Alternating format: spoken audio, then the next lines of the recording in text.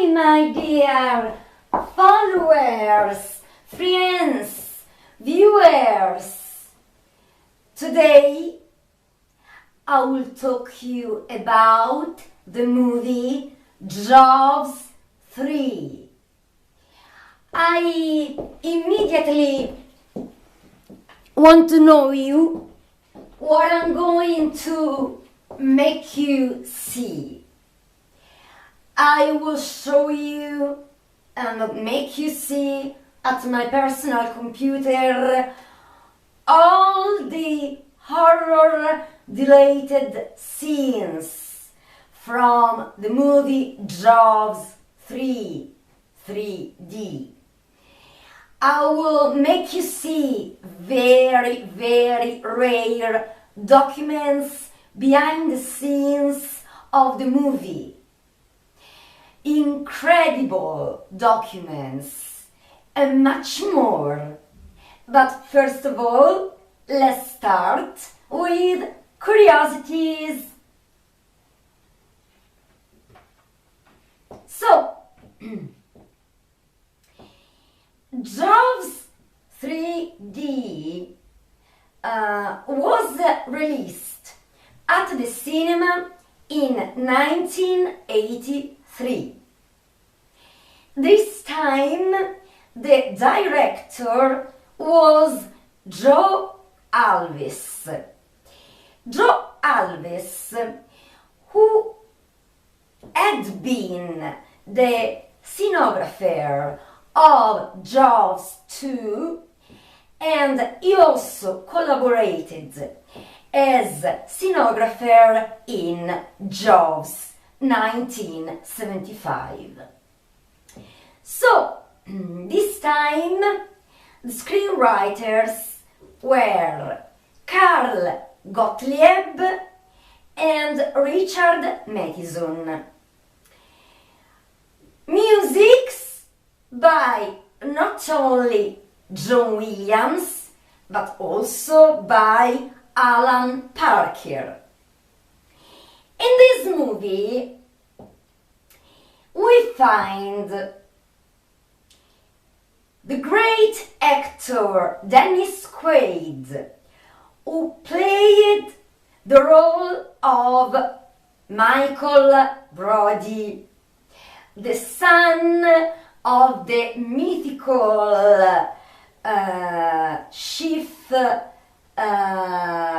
police chief Martin Brody. And in this movie, Michael Brody plays, of course, Dennis Quaid plays the role of Michael Brody, who is the chief engineer in SeaWorld Water Park. Then we have the mythical Lea Thompson at her first cinematic appearance, who plays the role of Kelly Ann. Then we have Bess Armstrong, who plays the role of Michael Brody's girlfriend, and she's the female protagonist of Jaws 3, and she plays the part of the park's senior biologist. Then, here we are talking about one of the greatest actors I have in my heart. Really, really. I'm talking about Lewis Cameron Gossett Jr., who plays the role of Calvin Bouchard, the businessman, the park manager who wants to at the beginning, he's always interested in making money, in selling tickets for his water park. And then the character develops. A thing to stress about this huge actor was that while he was playing in Jaws 3 the role of Calvin Bouchard, at the same time he divided himself in two movies. He was playing in Jaws 3 the role of Calvin Bouchard, but also played at the same time in the movie An Officer and a Gentleman, with Richard Gere, Deborah Winger, and many others.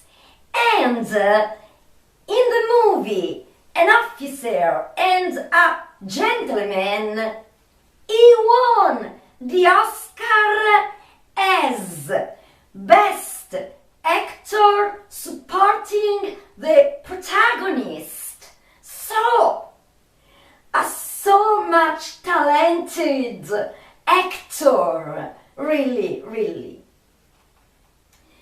Then there is in Jaws 3 John Patch, who plays the role of Sean Brody, and many others, actors and actresses. This time the tagline of the movie was "The third dimension is the terror." Why? I explain you the reason why. The real title, the real official title of Jaws 3 was Jaws 3 3D, because the film made use the 3D technology, because there was a great interest in this technology in the 80s. And I want to remind you that people that in 1983 went to the cinema to watch Jaws 3, they could wear disposable cardboard polarized 3D glasses that these glasses create the illusion that elements penetrate the screen. So, this element shooting this movie in 3D in the 80s had to be the most important element for the success of the movie. Instead, to be the 3D, to be the technology who had to give prestige and a very great success for the movie Jaws 3 3D, it was instead its limit. Because at that time, at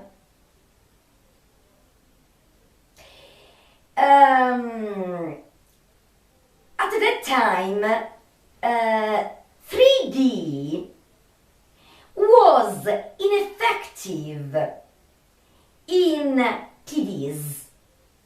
There weren't 3D TVs. And so the 3D was ineffective in home viewing until the advent of 3D TVs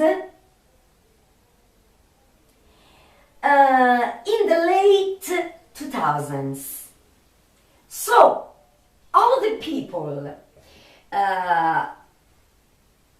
except all the viewers who went to the cinema to watch Jaws 3D, this was the original title.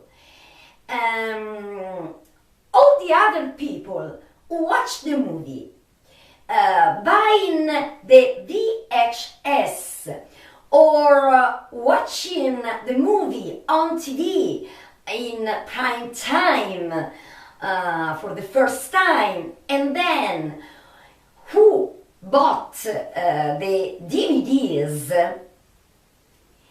3D technology was ineffective until the advent of the 3D TVs at the late 2000s. So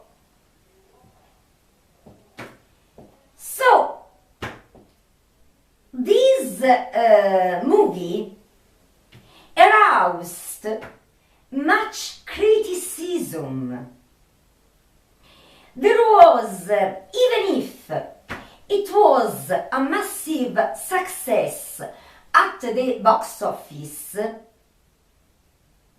the movie received a very great, in my humble opinion, exaggerated criticism. The greatest part of the reviews were negative and pitiless. And also the film critic almost completely panned the movie. So, in my humble opinion, the fact that this movie, Jaws 3D, got so panned by critic, it was exaggerated. Thinking about that, the movie wasn't very long, because the movie with the cut, and there are many cut scenes, lasts 1 hour and 34 minutes. So it's a normal length, but if you think about Jaws and Jaws 2, also with all the deleted scenes, they lasted about 2 hours. As I told you in my, for all the people who haven't watched my documentaries about Jaws and Jaws 2, before this documentary, I told you, for example, that Jaws 2 lasted 1 hour and 56 minutes, but with all the deleted scenes that I found for you, the movie lasted 2 hours and 12 minutes.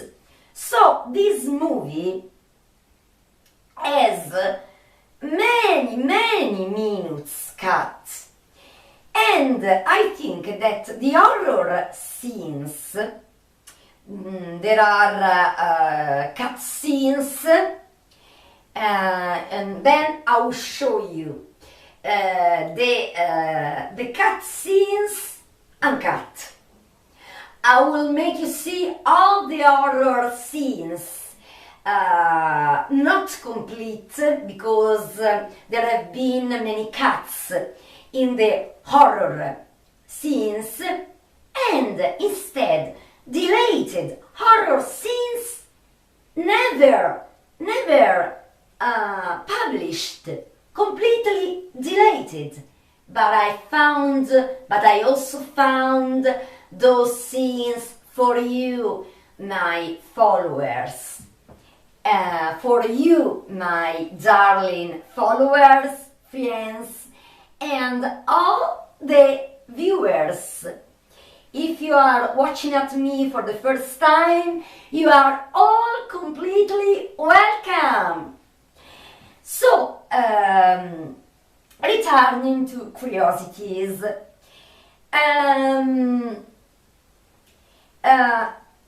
Dennis Quaid, who plays the role of Michael Brody, is the chief engineer of SeaWorld Park in Orlando, that is in Florida, where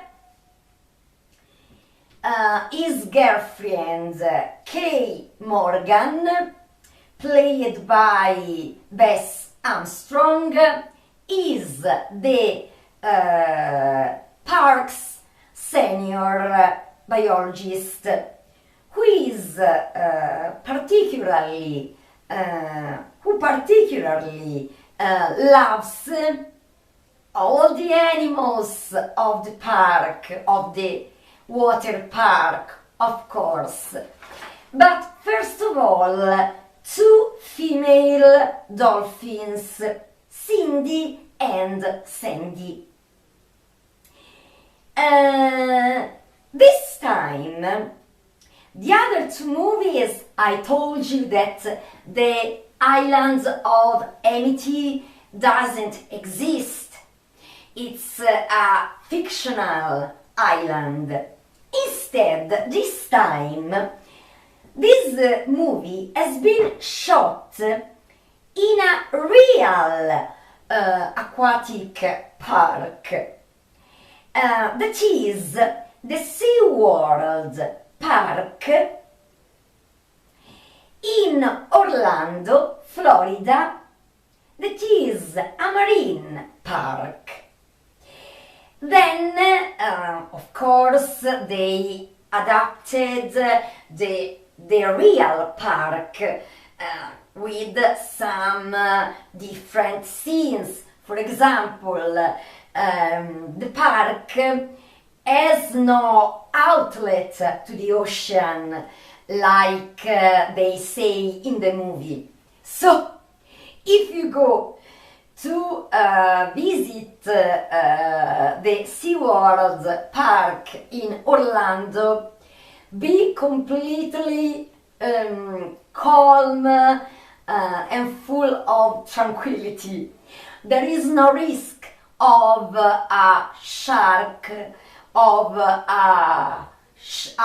the infiltration into the park by a very great or little shark, because in the movie, as you know, the baby of this huge white shark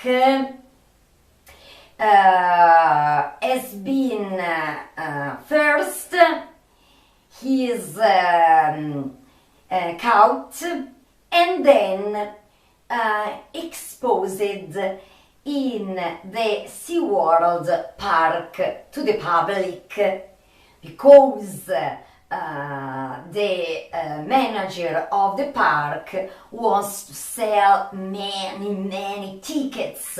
He's a businessman and he doesn't care about the health, the stress of the fishes, and so this little shark dies.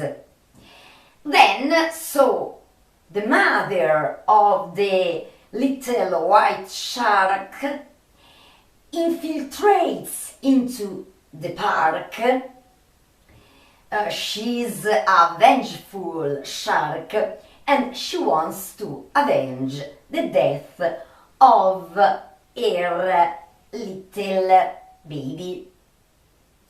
No problem, in real life there aren't sharks infiltrations risks, so don't worry. Now let's talk about Roy Scheider. As you know, if you watched my my documentary about Jaws 2, Roy Scheider didn't want to play in Jaws 2, even if you don't notice this element, because Roy Scheider played completely perfectly. But he had to play in Jaws 2 the part of Martin Brody again because of his contract with the Universal. But, of course, Roy Scheider was asked to play Martin Brody even in the third chapter of the saga, Jaws 3. Martin Brody, when he first got the news and the request, he started to laugh.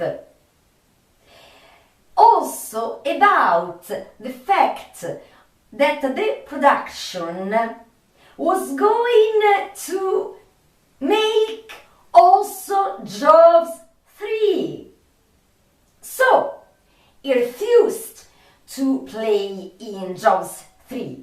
But he was so afraid to be, it is said, that he was so afraid to be called to play Martin Brody even for a small part in the movie, that during the shooting of Jaws 3 he played in the same period in the movie Blue Thunder 1983.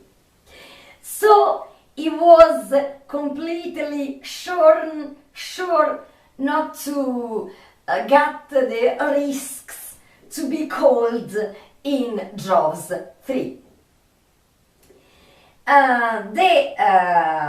The main character in the movie is Michael Brody, played by Dennis Quaid. John Patch, as I told you before, plays Sean Brody role, and so Michael Brody and Sean Brody are the only two characters who played in all the saga of Jaws that ends up in Jaws for the Revenge. Of course, you can notice that also Lorraine Gary wasn't in Jaws 3, but not because she was against that movie. She was very busy. In fact, she was then the female protagonist in Jaws for the Revenge. So we can see again that this splendid actress. As I told you before, the mythical Lea Thompson was at her first cinematic appearance in Jaws 3. But then she became, and she is now, very famous, playing some years later, playing the part of the mother of Martin McFly in the saga Back to the Future. The 3D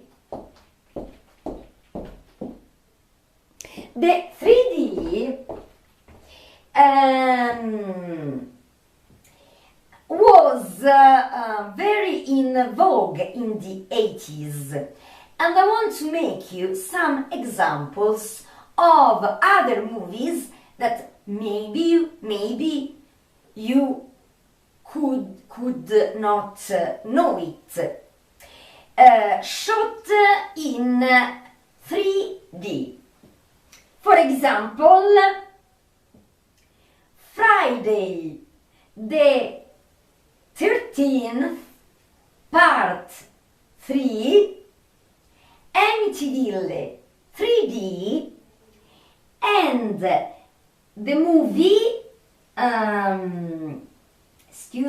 the movie Space Hunter, Adventures in the Forbidden Zone. And this movie was of 1983, like Jaws 3. So the director, Joe Alves, and the producers thought that the 3D technology would have enticed many viewers, many people to go to the cinema to watch Jaws 3D, that people would have been enthusiastic to watch this movie. And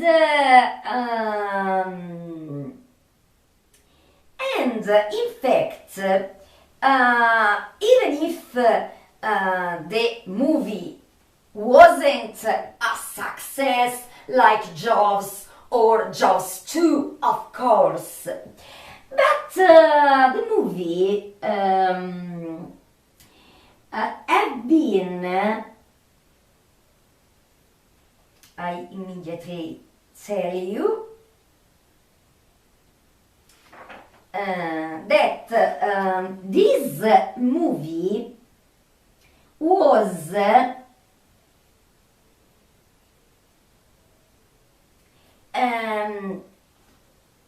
the box office.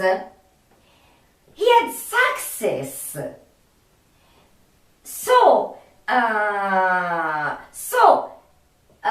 a side, the strategy of the 3D technology, it worked because many people in 1983 went to the cinema to watch Jaws 3D. So even if Jaws 3D was a massive success at the box office, the film critic completely panned the movie. Of course, as I told you before, since 3D was ineffective in home viewing until the advent of 3D TVs on the late 2000s, it was a limit for the movie, okay. But the criticism towards this movie was really exaggerated and pitiless. They And of course, the original title, Jaws 3D, until the new deluxe editions in DVDs, the title was changed for VHS and then for DVDs in Jaws 3. Of course, because 3D didn't work in VHS on TVs and then later on DVDs. So it was Jaws 3. The movie wasn't a great success, of course, like the first two chapters, but beyond America, Jaws 3 is in the top 10 of the box office returns in 1983. So it was good. So the negative reviews, the most of the film critics brought this film to have, and now I get angry, and then you will understand the reason why. This movie received in 1984 5 nominees to Razzie Awards. Fortunately, Jaws 3D didn't win even a Razzie Award because it was beaten by the movie Hercules, with the male protagonist, the mythical Lou Ferrigno. Do you remember Lou Ferrigno? Lou Ferrigno was famous to have played the part of Hulk. Who, when got angry,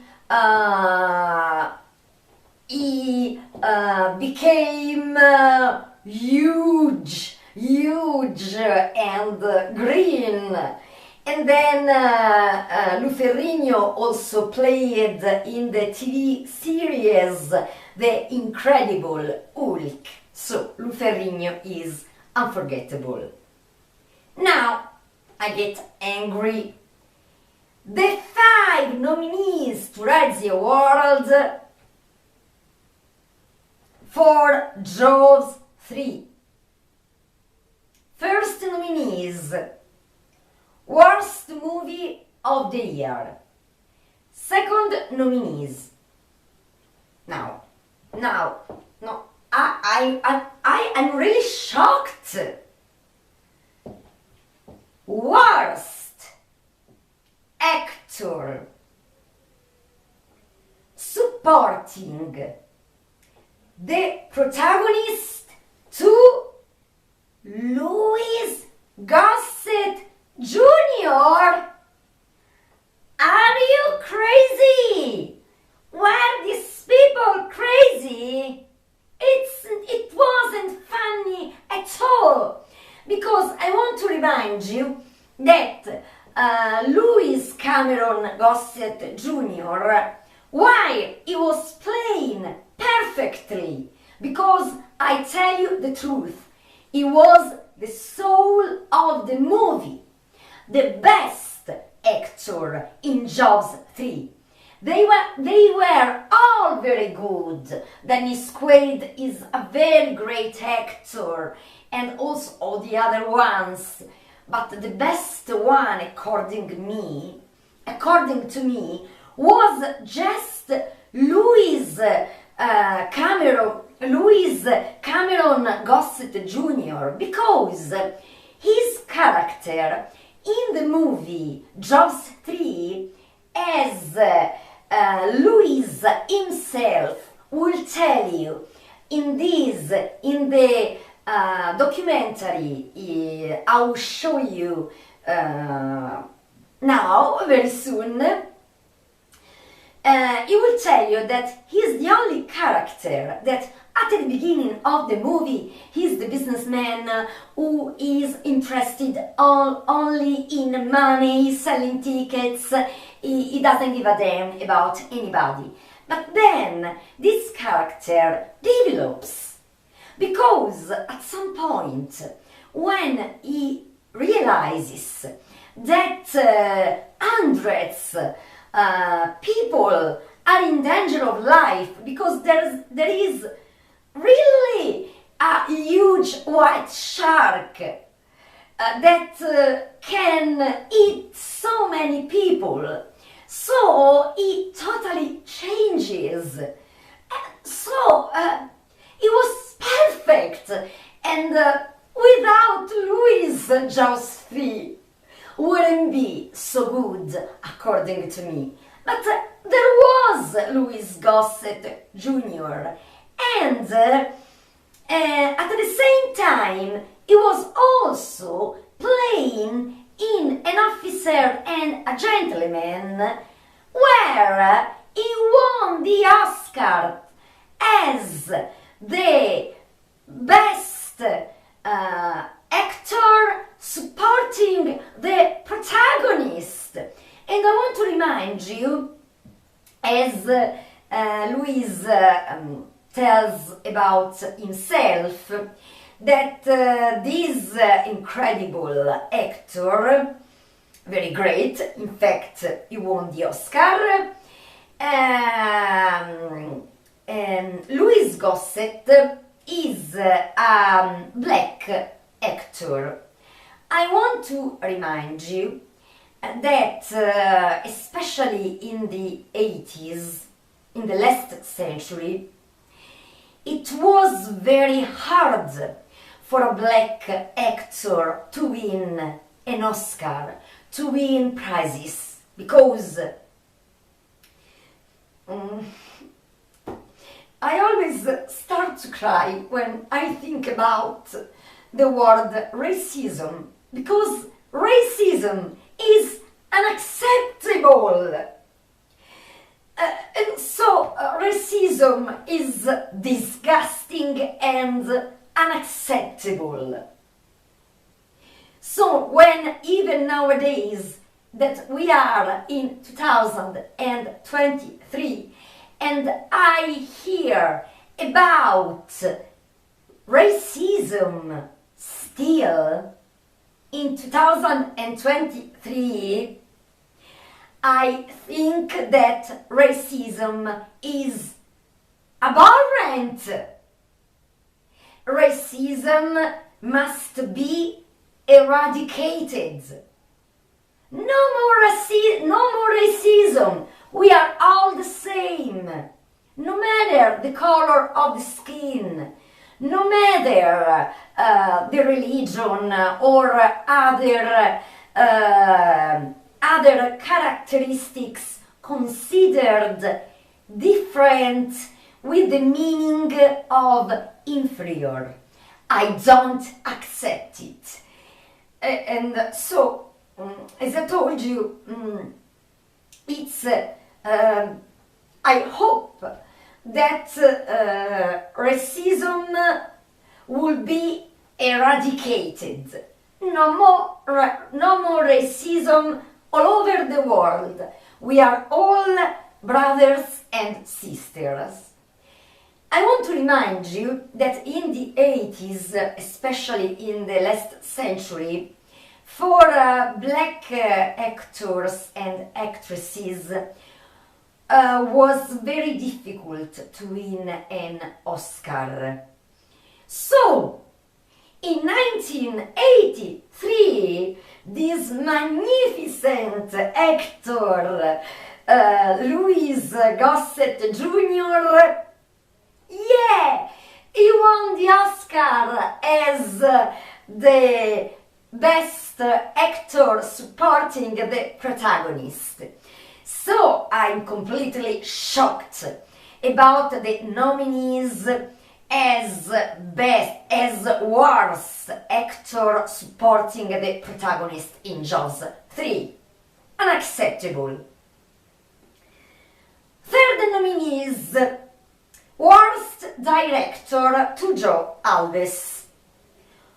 4 nominees: worst film script to Richard Matheson, Carl Gottlieb and Gordon Trueblood. But also the 5th nominees for worst newcomers was to the Dolphins, Cindy and Sandy. Were they kidding?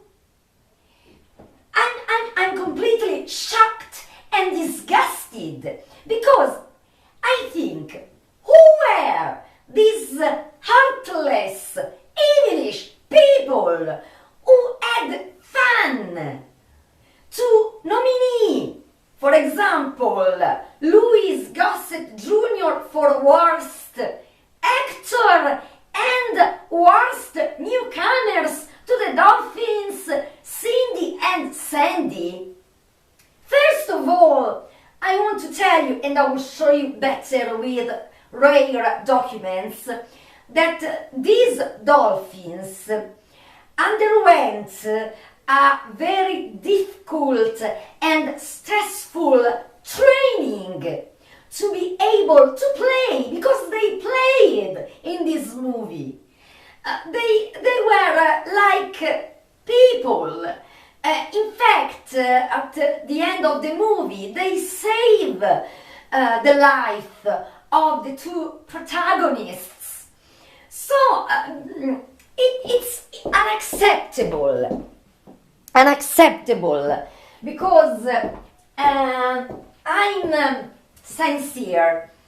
When I see animals in movies, I always wonder, do they really, if they could talk in our language, would they be happy to play, to do some hard training or not? But the dolphins were treated very well.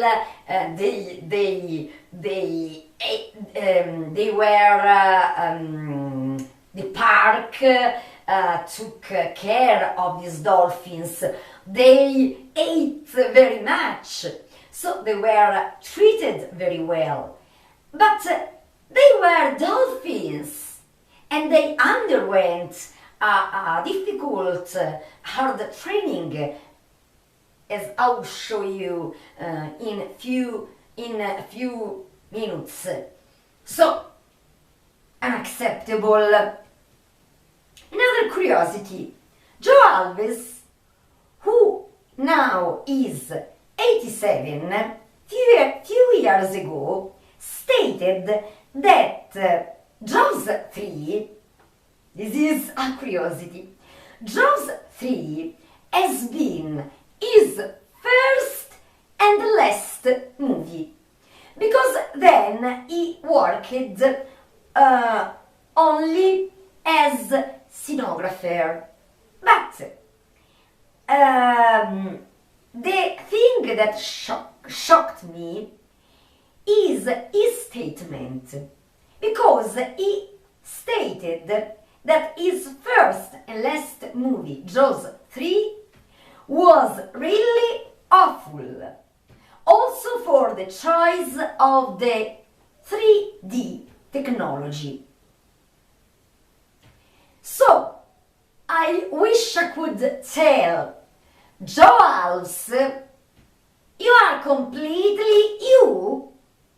have underestimated yourself, because Jaws 3 was a real good movie. it was really good. Also the plot, the scenes, because we must think about that almost all the best scenes had been deleted or cut. So, Joe Alves, you had to do, if your first movie was Jaws 3, I think that you would be very great, not only as a scenographer, but also as a director. The only thing I agree with Joe Alves is that the wrong choice was the choice of the 3D technology. Then criticism and negative reviews wrote terrible things about the end of the movie because Joe Alves stated that at the end of the movie the shark dies exploding, and the journalists said to remind that it was the third chapter of the Jaws saga, but instead the movie was awful, and they kept on writing so evilish reviews about this good movie, according to me, and maybe also according to you, when I will show you the deleted scenes. And and I want to tell some journalists who are paid, I'm not paid, that the end of the movie, the final, wasn't like Jaws by Steven Spielberg, because even if the shark explodes, the scene was completely different from Jaws, in which Martin Brody shoots to that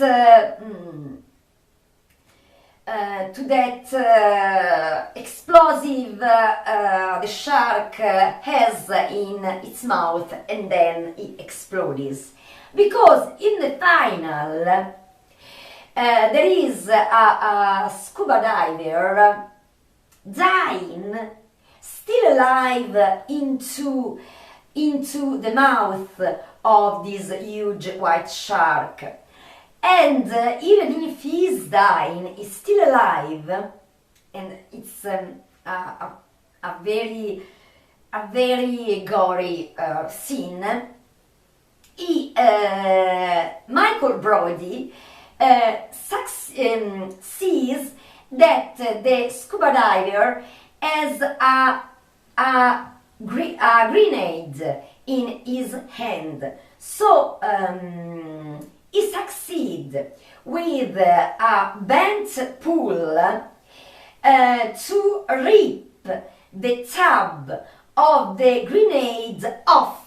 Then he escapes, and the diver knows that he was destined to die, and so the grenade explodes, and so the poor diver, already destined to death, and the white shark explodes and dies. So it's completely different from the final of Jaws. So I really don't understand.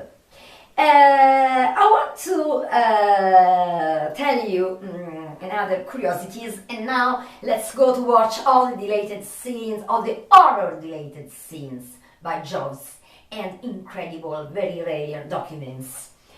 In the United Kingdom, the movie, when was released at the cinema in 1983, was cut about 7 seconds. So, they cut at the cinema, I'm talking about, the scene in which there is the mutilated body of a worker in SeaWorld.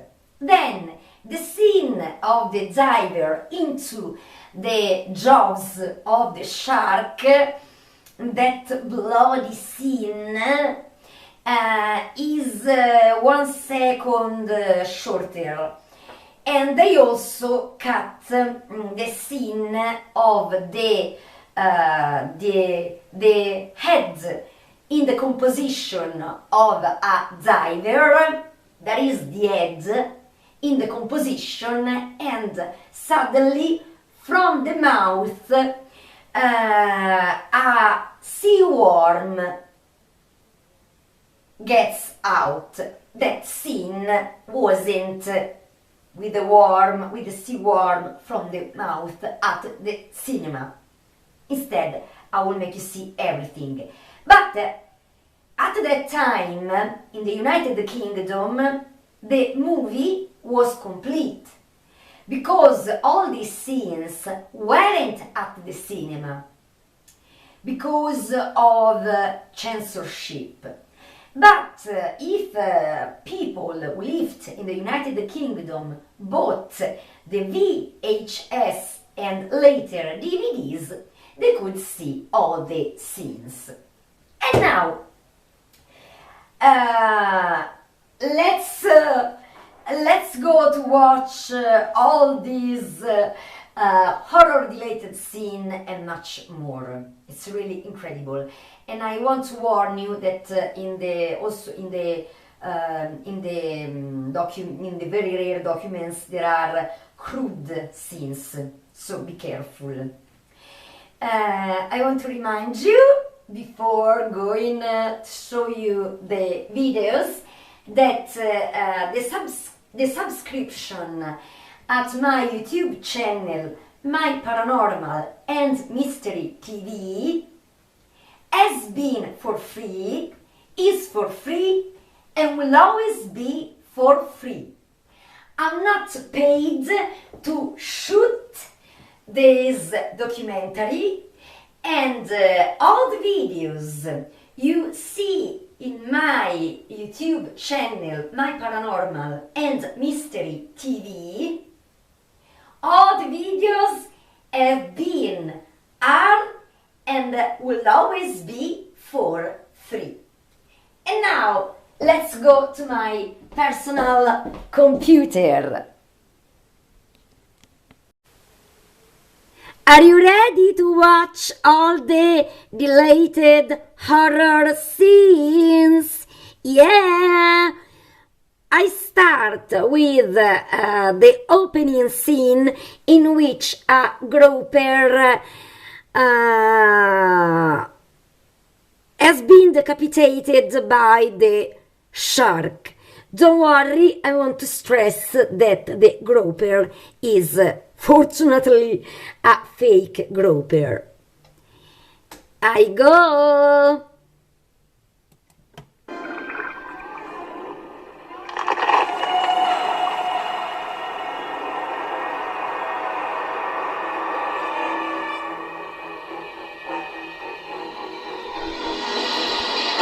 So, now, this scene was released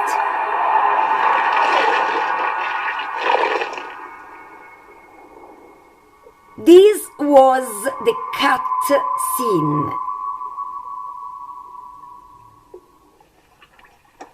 The arm. That is the cut scene. The shark mutilated the diver.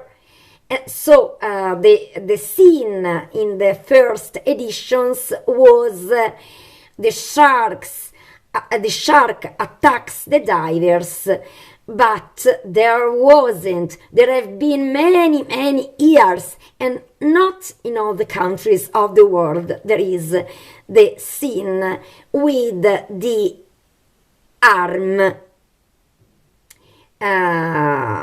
cut, mutilated by the shark. Now I make you watch this scene has been completely deleted and you don't find it, but I have it. So this scene wasn't in the movie. I wonder why. The movie maybe was quite a masterpiece if all these horror scenes have remained. I go. This was completely deleted. I have it. Let's watch it.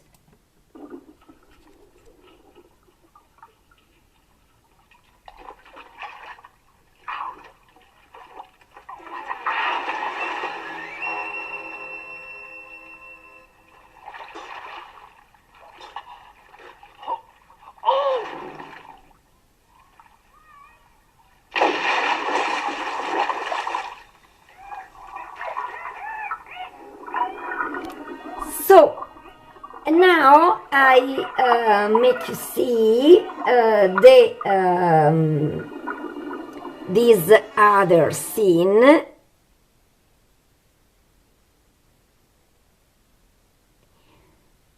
Remember the man when they find that poor diver with the head in decomposition? There was also his death and the death of other divers. I make you see the deleted horror scene.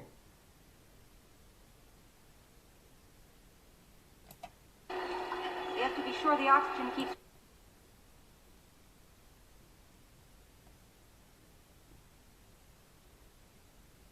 I go.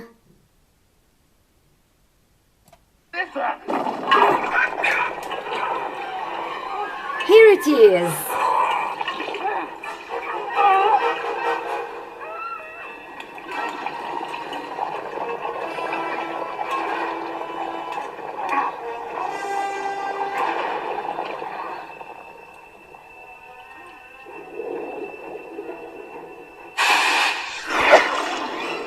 That was another horror related scene.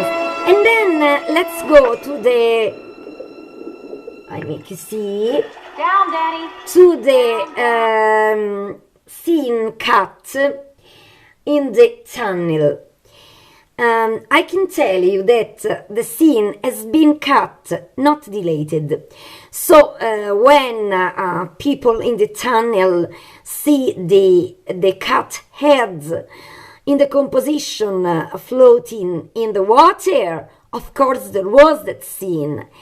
But the scene in the end, in Italy there was this scene, but many friends of mine out of Italy told me they never saw that scene. So it depends on the country in which you live. I go.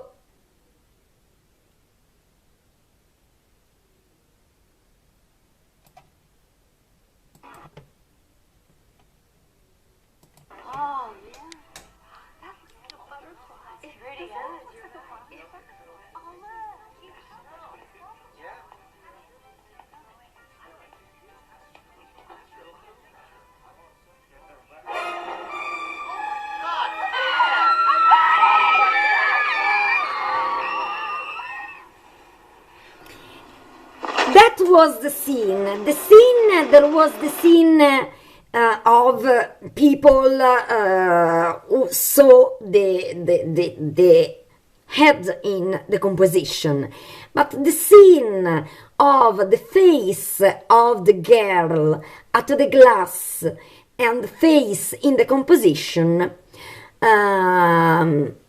they told me that not in all the countries there is that scene. And now I go on with the attack at the park, Sea World. This scene was in the United States was wall, but in other countries, like for example Italy, it has been cut about 36 seconds. So I make you see those those the scene more entire. I go.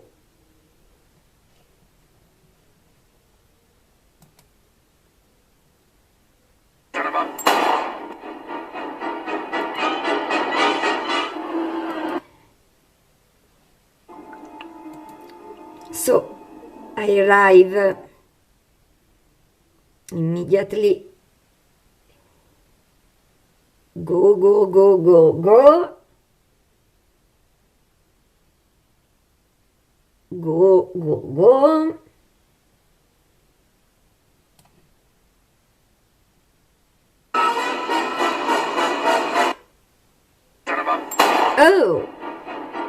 Oh, when internet sometimes is really boring.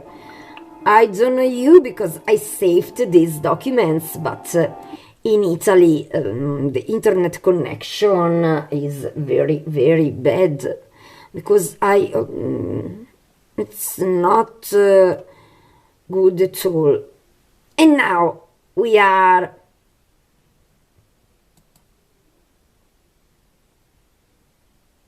go.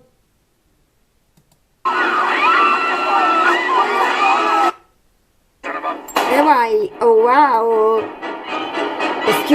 excuse me my followers, I immediately arrive. There was a problem also with this unfriendly with this unfriendly, and here we are.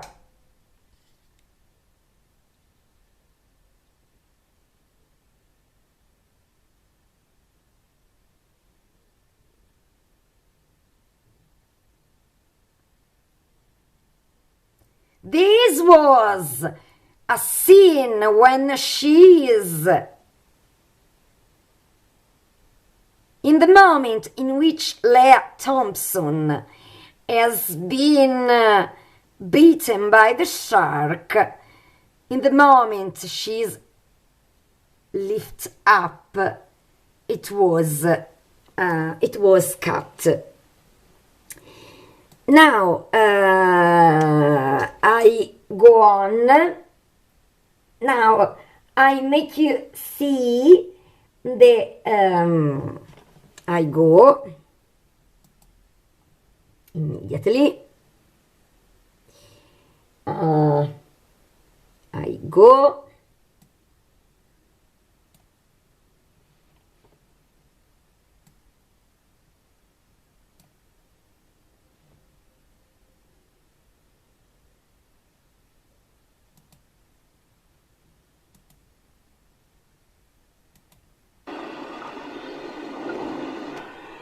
Here we are.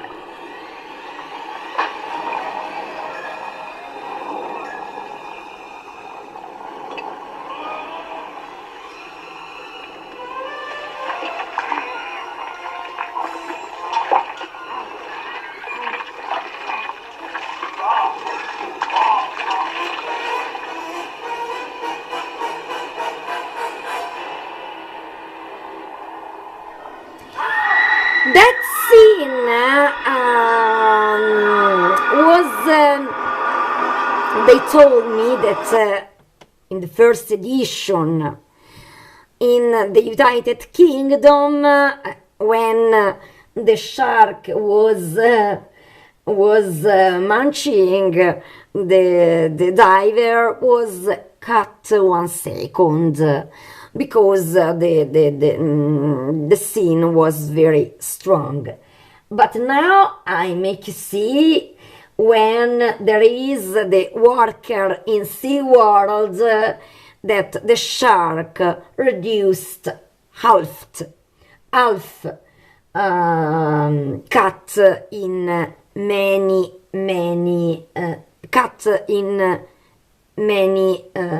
countries.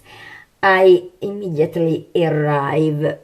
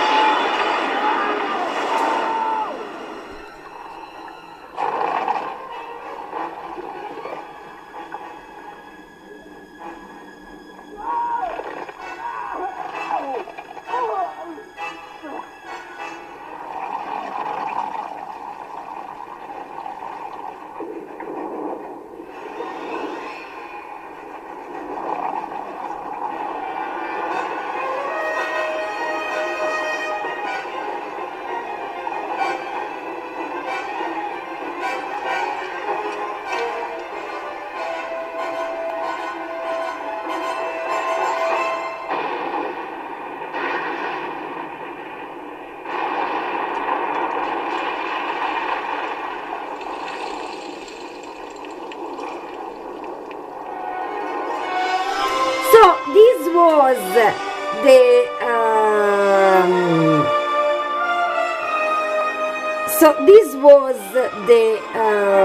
the shark.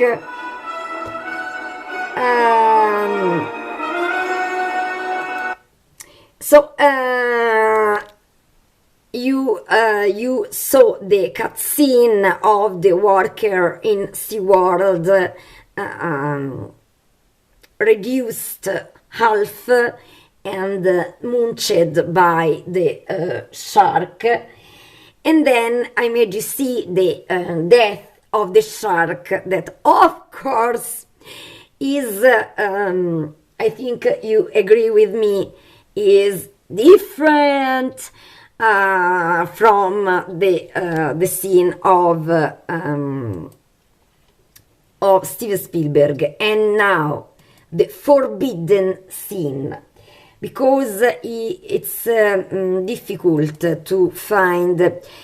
As I told you, at the cinema in 1983, this scene was censored. The head in the composition with the sea worm out of the mouth, and then discovering how they really made that head is even creepier.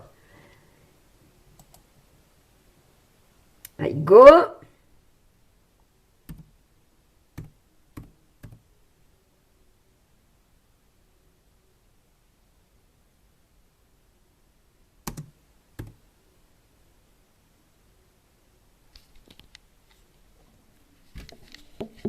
I arrive.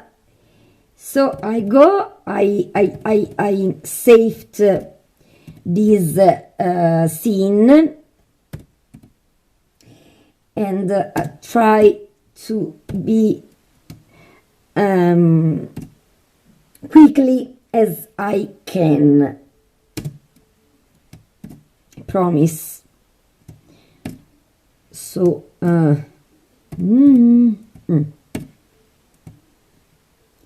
you won't regret, because this is extremely rare.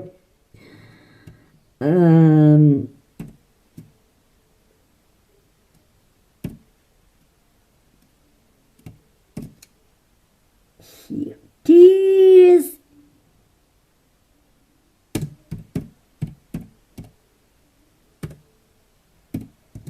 I arrive.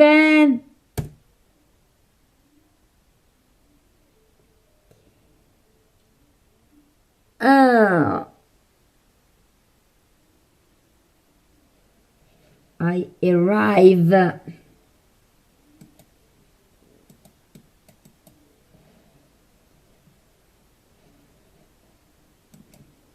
Here I am, don't worry. The Spanish galleon plays host to a myriad of colorful fish that SeaWorld has assembled from the different oceans of the world. Ah, finally! The forbidden in some places around the world has been called the forbidden. It's not so forbidden because you can find it, but it's you will understand. Here we are.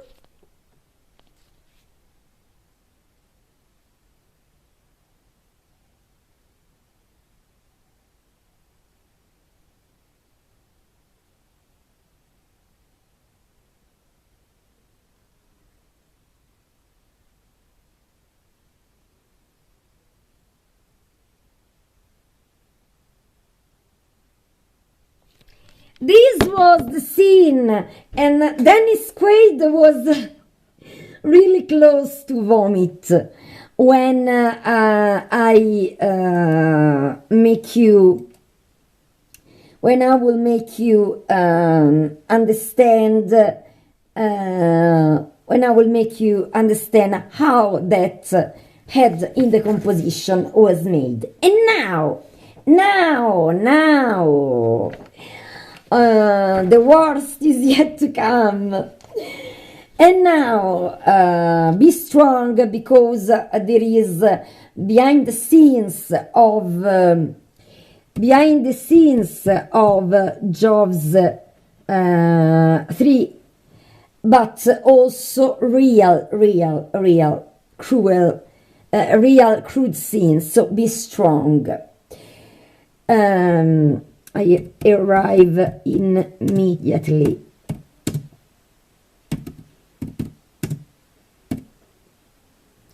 There are in these behind the scenes, I warn you that there are it's not forbidden for age, but there are scenes that could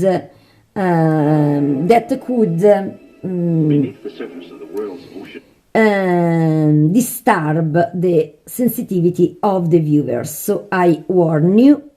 And now I start. What inspired Jaws 3? This is the answer.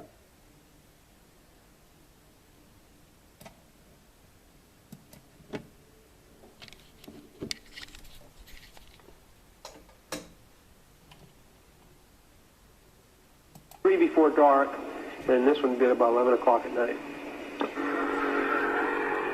Within 1 month at nearby Bear Harbor, Michael Herder, a marine biologist, was attacked by a great white.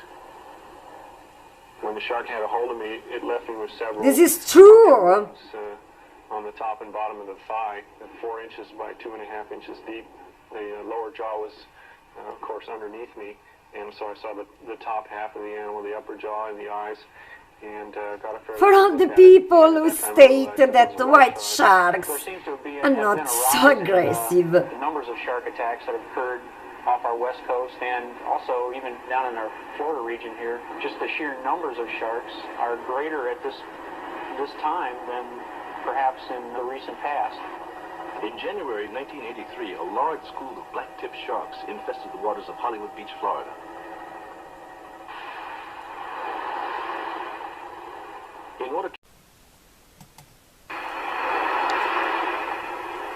In order to prevent any casualties, beaches were closed and lifeguards ordered all swimmers out of the water.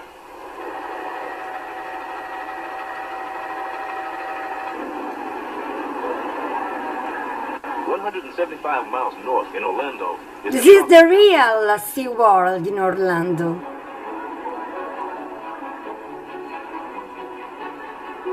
In this environment, sharks are observed and studied firsthand by SeaWorld experts. Their research became the inspiration for the movie Jaws 3D. And SeaWorld, an aquatic amusement park and laboratory, proved to be the perfect setting for the film.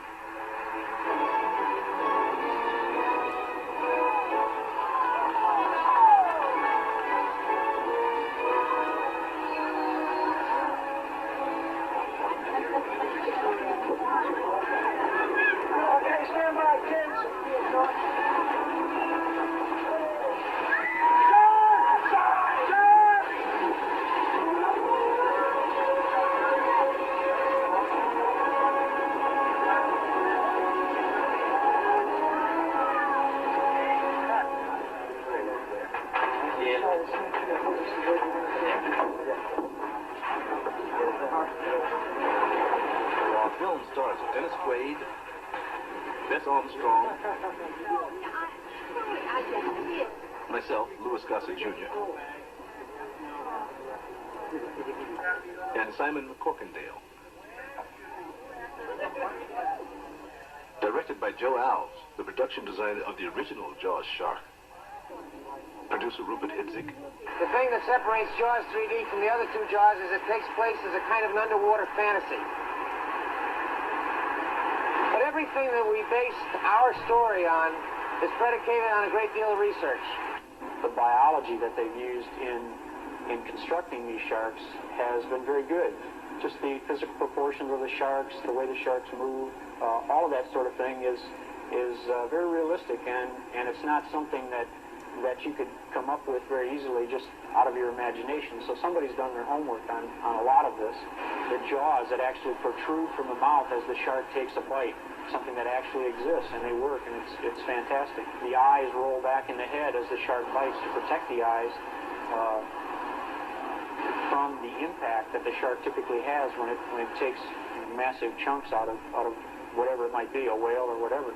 All of that is there, and the rippling effect of the skin as the impact of the shark hits, it kind of ripples back down along the body. The thrashing and the head shaking, it's all very realistic, and it's very impressive. Sharks go for anything that's close. As I said, most of the bites that we see are non-fatal, and they go for extremities. So now I make you see how they, with the help of biologists and so on, they did the scene when Lea Thompson is attacked by the shark, and they make you see that the heart in her leg looked real. But they can go for any part of the body. I immediately make you see how they did the scene, I'll give you 2 sets. and it was really perfect. Catherine is preparing a leg wound for today's filming, a process that is an art unto itself. Katie just told me today this is what a shark does to see if edible object. Lea Thompson, very young and so nice. Back and kills them. And that's why it's a crisscross pattern. Lea Thompson co-stars as a water skiing aquamaid in her first major motion picture role.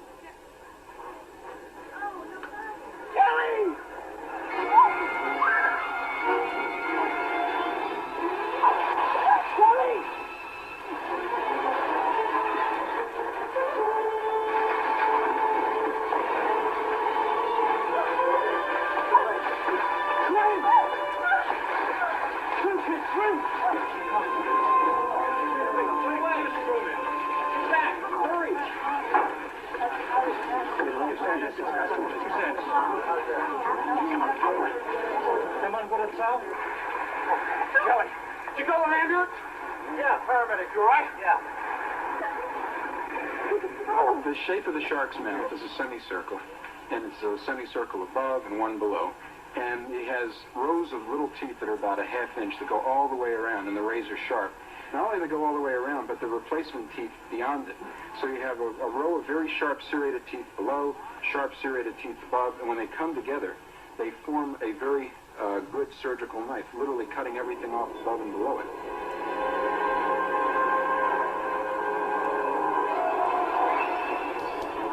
Be careful, this is a true event happened in Australia. This is not a movie. An Australian diver, Henri Bourse, graphically illustrates the horror of the great white. This film was actually shot by fellow divers in time. Only a modern miracle saved his life.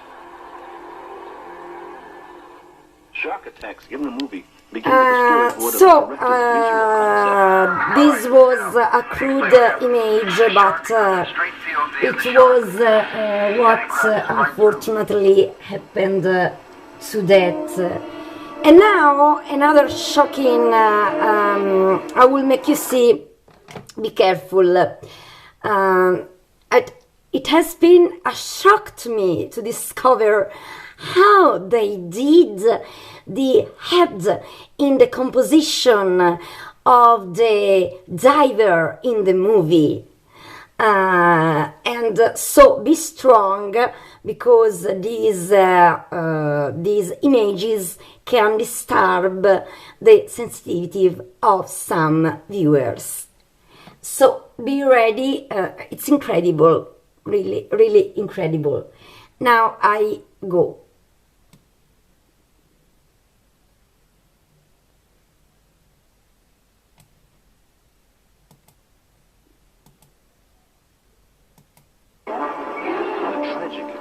Australian diver Henri Bourse graphically illustrates the horror of the great white.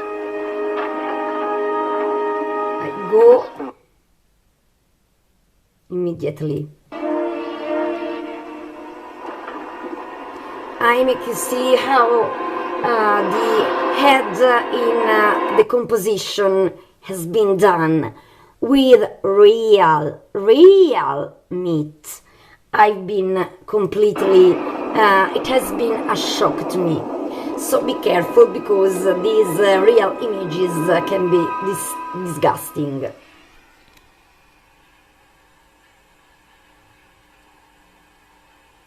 We went through my slides and looked at people who've been underwater for a couple days, looked at the coloring and the skin tones, looked at how the face blows up and the eyes blow up, and how the intestines would look if it was in the water for several days. What's going to happen is these intestines here, as you're in the water for several days, the microorganisms in the intestine begin to produce air and other gaseous compounds, and the body begins to bloat. Real pigs in intestines! Seeing how a body looks that's been in water decomposing is not particularly anything new to me. Okay, I told you it doesn't matter. Ray, if this was a shark attack, I've seen it before. Okay?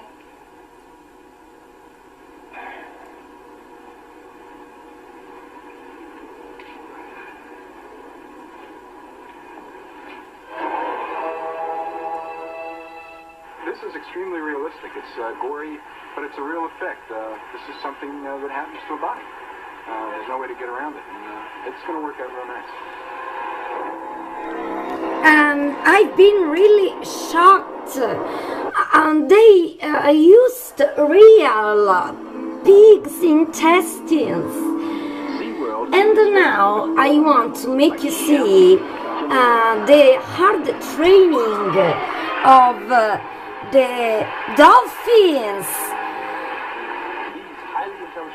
played in the movie. Cindy and Sandy. But their great challenge was yet to come as co-stars in Jaws 3D after months of special training.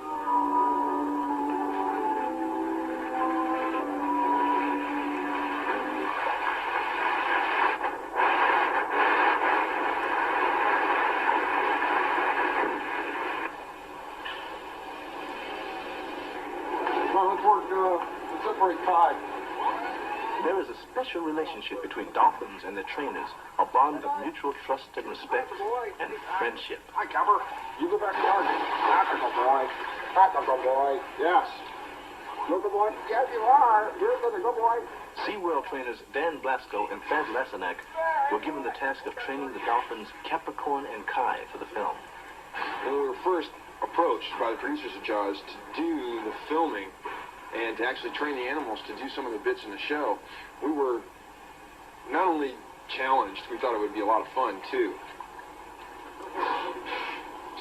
For simple behaviors such as nodding and talking, the dolphins are cued by hand signals.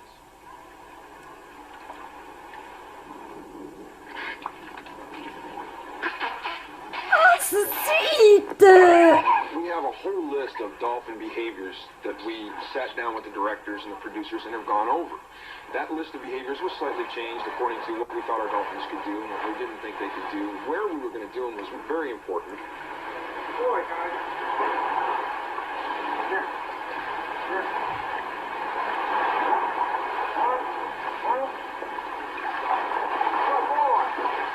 Very good. Do we want him to come up to our hands, or are we going to do a hug, actual? Well, we're not going to do an actual hug because we don't know for sure where they're going to want to film it. If they do it in this pool or that pool or wherever. So really all I want is a rostrum hug. So they just come up and kind of hug on your hands, cupped. It's kind of like when you got to work on a Capricorn, you don't want to stay low. Let's do it again, guys. Clear cat. Clear cat. Clear cat. That's a boy. Now you're doing good. Clear cat. Good boy, Kai. Only successful behaviors are rewarded. Together. All the way up. Big one. Smiles. This is the double hug. And all we did was get the two dolphins to come on up, and hug Bess, and in this particular part of the movie, it's right after they saved her. So it's a real close moment between the dolphins and Bess, and it's really kind of cute, because then we'll go right into these. Yeah, is that right? Yeah, you guys did a good job. Oh, so sweet! Absolutely lovely, these dolphins. And remember the shameful nominee to these absolutely lovely and sweet dolphins. Nominee as worst newcomers. What the hell? They were absolutely sweet, and they underwent a real hard training, because then they moved them from their place into the lagoon to play the parts with a fake white shark. So it was a real hard training. And now I make you see the hard training also of the actress Bess Armstrong, who could risk to be really injured or even eaten if she wasn't good to enter in a good relationship with a killer whale. Now I make you see really, really great. I'm absolutely amazed by this actress, because she was very courageous, sensitive, and she had great ability. Which is 16 times the size of an Olympic pool.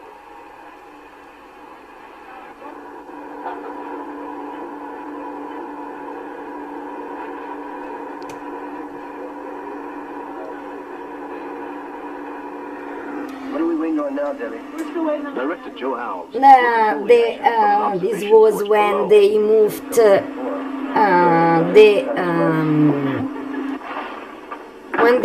the dolphins in the scene when they had to play. Now I want to make you see the hard, how courageous has been Bess Armstrong in playing with a real killer whale. She was a very strong actress. Will make a grand entrance in the film, riding Shamu, the killer whale. The first time a civilian has attempted this.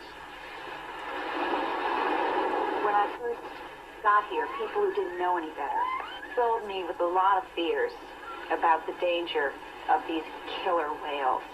So one of the first things I did was go out to dinner with the whale trainers, and I began to hear the stories. And once I knew the reality of that the whales could kill a human being in a split second, but have never even seriously hurt a trainer. They know how delicate human beings are. Once I knew that, I stopped having nightmares. The excitement, really, about that day for me was the fact that Shamu did not accept me at once. And if the animal had decided that he didn't like me, it would have been trouble.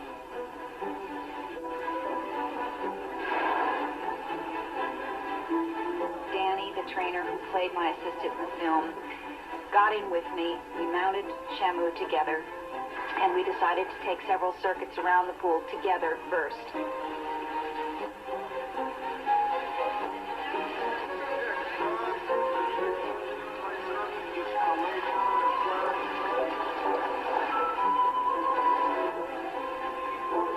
And of course, what happened was we got halfway around the pool on Shamu's back, and Shamu went, "Who's this?"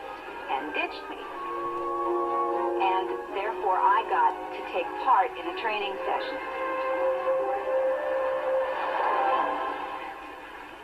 Danny and I went around many times where Shamu would pick us up from underneath halfway around the pool, and we would then ride, and before he could ditch us, we would ditch off of him. And we did that for about 20 minutes, just keeping it going, and finally one time when we were halfway around the pool together, Danny said, "You're on your own, kid," and dove off, and there I was, riding the Shamu. I thought, God saved me from a real job. You know, it was just wonderful.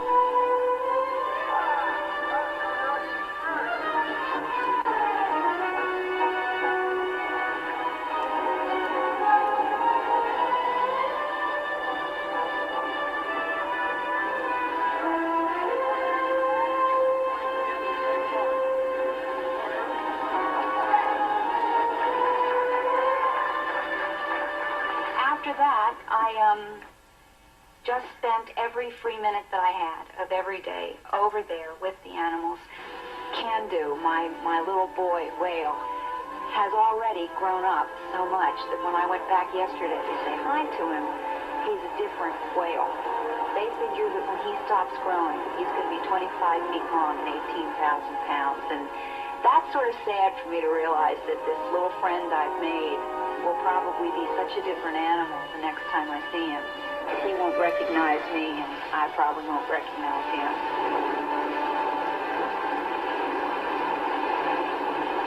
Really, really great actress and also a great woman. Now it's the moment of my one of my favorite actors ever, Louis Gossett Armstrong, absolutely the soul of the movie, really a great actor, a great person. I really love this actor, and I want to make you see what, of course, what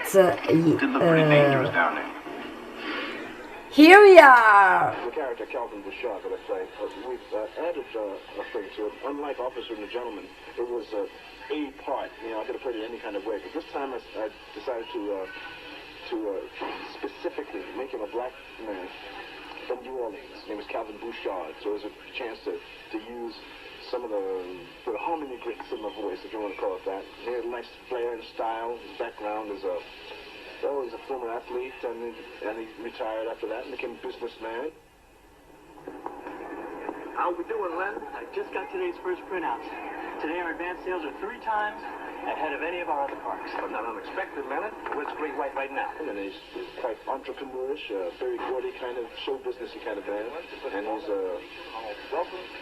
he's created this nice park. All of his money, his entire life is tied up in this park. Now look, I run the park, I sell the tickets, and I make the decisions. Move the fish. I'll be able to stand in line and see it before 3. It's just beautiful. He's a very meticulous dresser. So, and it's a 3-day story. By the time the shark comes in, becomes a crack in his veneer, he doesn't have any sleep for the entire 3 days. By the time the 3rd day happens and the shark is crashing in things and killing people, he's a shell. I mean, you can see his entire future, his entire fortune going down in Jaws. How long can they last? I don't know. 6, maybe 8 hours. They'll panic and use up all their oxygen. I better go to work.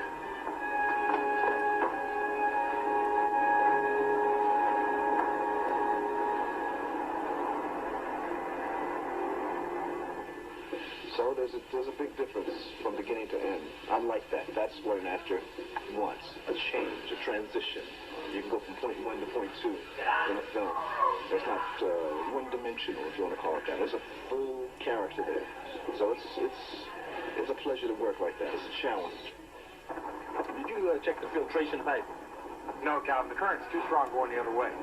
And we got 1 million gallons of fresh seawater flowing into the lagoon every hour. That man's irresponsible. And when it turns up, 5, Now hold it, come on. He's a good man. He just messes up every once in a while. I'm gonna hold you responsible.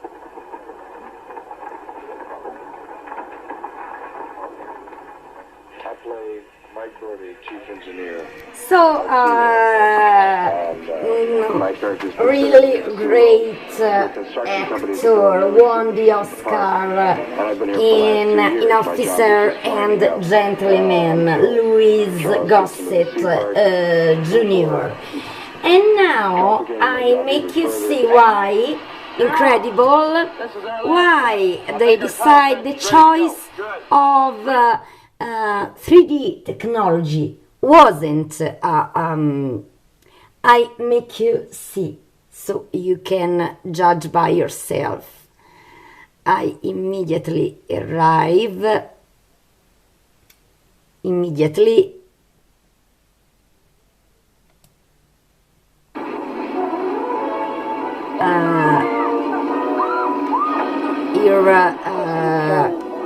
Here I am. It's real fun. It adds a whole different dimension. This third Jaws epic was filmed entirely in 3D, which will bring the action right out into the audience as if it were close enough to touch, and with a depth that can stretch to infinity.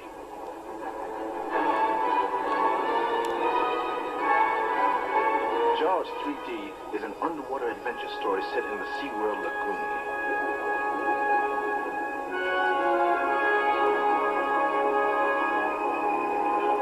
3D photography captures the full dimension and excitement of this undersea world.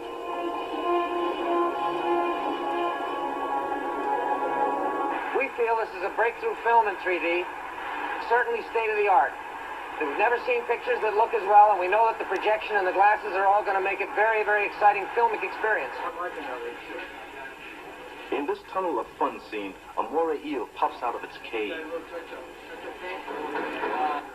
Every shot must be carefully planned to create the best effect. Oh yeah, this is really coming out of it. The secret of 3D begins with a camera which has two lenses, 2.5 inches apart exactly, like our own eyes. We need more? The film records these images on top of each other, and with special 3D glasses, they magically become a three-dimensional picture. The result is a sense of realism never before seen in movies.